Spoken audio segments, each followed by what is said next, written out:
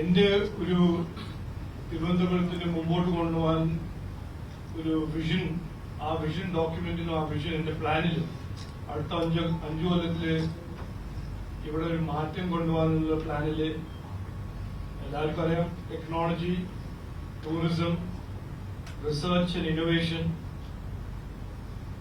Fisheries and food processing, ഇത് 4 important pillars ആണ്. അതിൽ 5ാമത്തെ ഒരു പില്ലറാണ് സ്പോർട്സ്. ഈ 5 പില്ലേഴ്സിൽ നോക്കിയാൽ യൂത്തിന്റെ ഫ്യൂച്ചറിന് വേണ്ടി എല്ലാവിധ സപ്പോർട്ട് ഫെസിലിറ്റീസ്, എംപവർമെന്റ് വേണ്ടി ഈ 5 പില്ലേഴ്സിൽ തിരുവനന്തപുരത്തിന് യൂത്തിനും തിരുവനന്തപുരത്ത് ജനങ്ങൾക്കും മുമ്പോട്ട് കൊണ്ടുപോകാൻ ഇതില് വലിയൊരു ഇമ്പാക്ട് ഉണ്ടാവുമെന്ന് ഞാൻ കരുതുന്നു, ഞാൻ വിശ്വസിക്കുന്നു.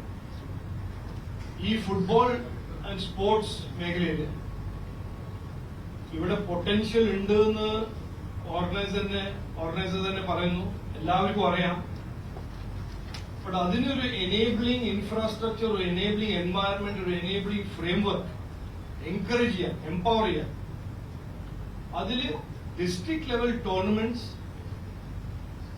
ഇങ്ങനെ ഒരു high quality district level tournaments, ഒരു ഫുൾ വിസിബിലിറ്റി, ഫുൾ സപ്പോർട്ട് ഉള്ളൊരു ഡിസ്ട്രിക്ട് ലെവൽ ടൂർണമെന്റ് ഒരു വലിയൊരു ആർട്ടാണ്. അതിന്റെ ഈ ഫുട്ബോൾ മേഖലയിലാണോ ഏതെങ്കിലും ഒരു സ്പോർട്സിലാണെങ്കിൽ അതൊന്ന്. രണ്ടാമത്തത്, നമ്മുടെ നരേന്ദ്രമോദി ഗവൺമെന്റ് 3ാമത്തെ ടേം വരുമ്പോൾ ഇവിടെ ഇതിനെ മുമ്പോട്ട് കൊണ്ടുപോകാൻ ഒരു academic sports academic framework, sports empowerment and excellence ഫ്രെയിംവർക്കിന് എന്ത് ചെയ്യാൻ പറ്റുന്ന അത് ഞങ്ങൾ ചെയ്യും.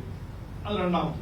മൂന്നാമത്, ഇത് രണ്ടും ഒരു കോണ്ടെക്സ്റ്റിൽ എല്ലാവരും കാണണം. ഞാൻ അങ്ങനെയാണ് കാണുന്നത്.